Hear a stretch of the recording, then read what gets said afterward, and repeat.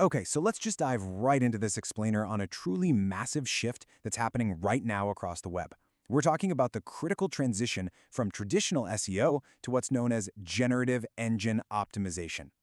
Now, if you've been watching your organic search traffic take a nosedive lately because AI overviews are taking over, I promise you are absolutely not alone. So today, we're going to reclaim that disappearing visibility by figuring out how artificial intelligence actually reads the internet. It really begs the question, do large language models even read your website's code? It's kind of a provocative question, right? But the answer completely unlocks the secret to making your brand visible to platforms like ChatGPT, Perplexity, and Claude. For years, we've designed websites exclusively for Google's crawlers. But these AI bots, they are a totally different breed. And honestly, there's a ton of confusion out there about this.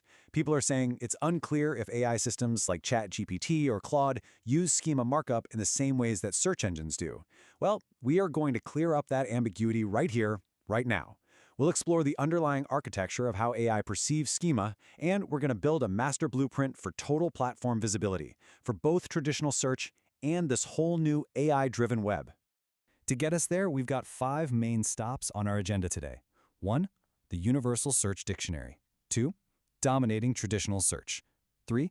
How AI actually reads. 4. Platform-specific AI strategies. And finally, number 5, the 3 golden rules. All right, starting out with Section 1, the Universal Search Dictionary.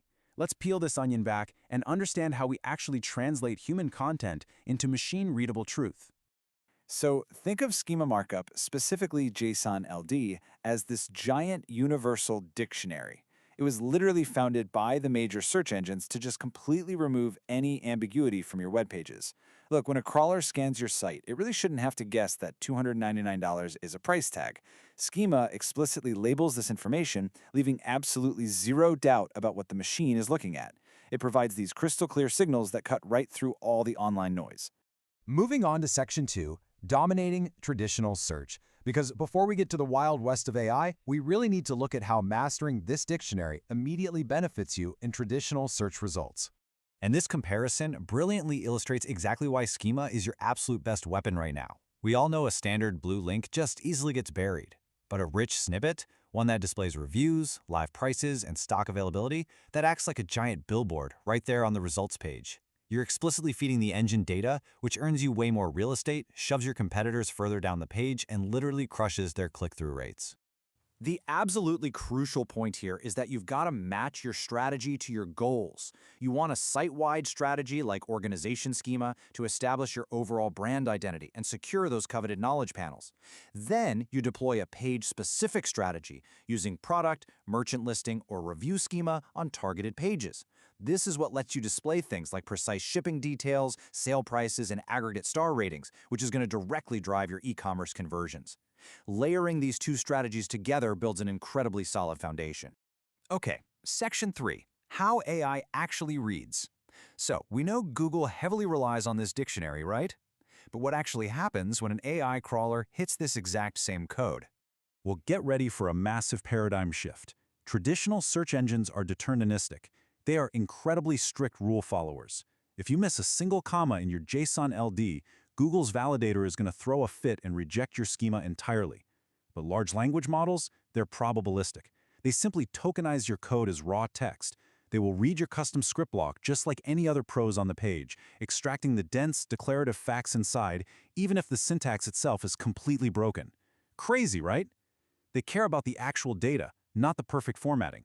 But let's think about the physical reality of crawling here, because this builds into a major access issue. Most AI bots out there, including GPT-bot, Claude-bot, and Perplexity-bot, download JavaScript as text, but they do not execute it. So if your schema relies on client-side rendering, meaning it's injected via JavaScript after the initial page loads instead of being server rendered, well, these AI bots simply cannot see it.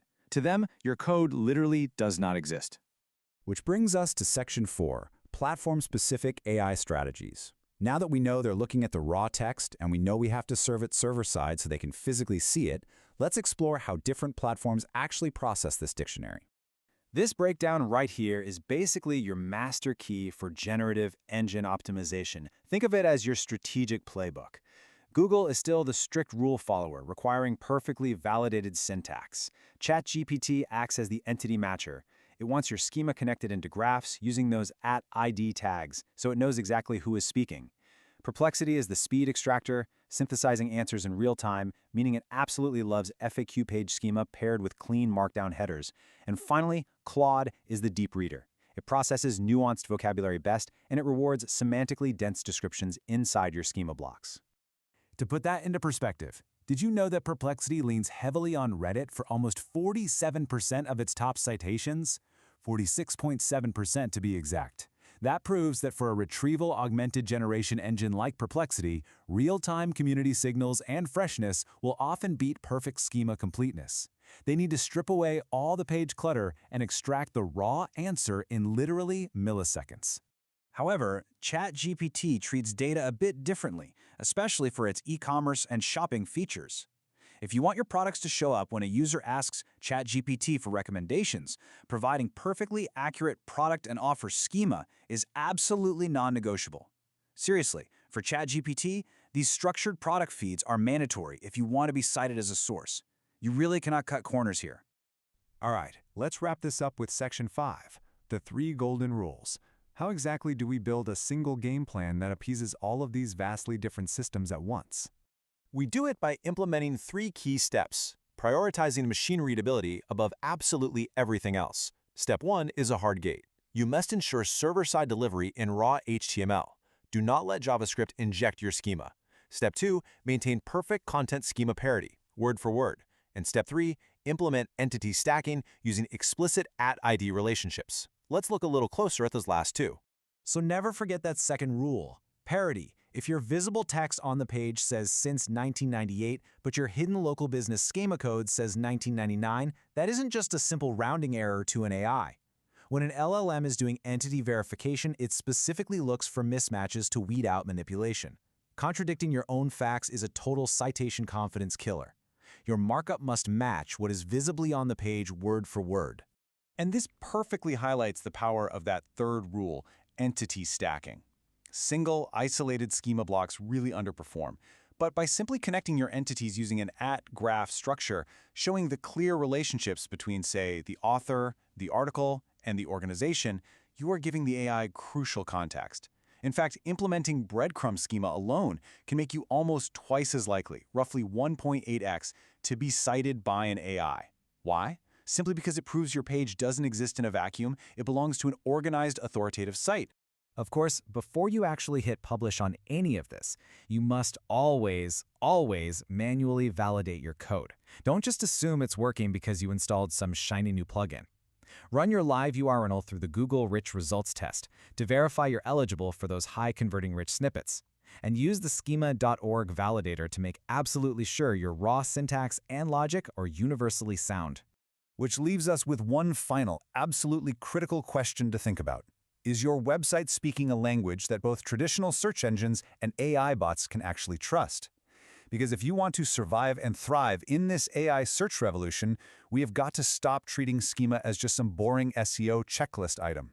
Start treating it as your brand's ultimate source of machine-readable truth. Because in the generative era, honestly, if the machine can't understand you, do you even exist?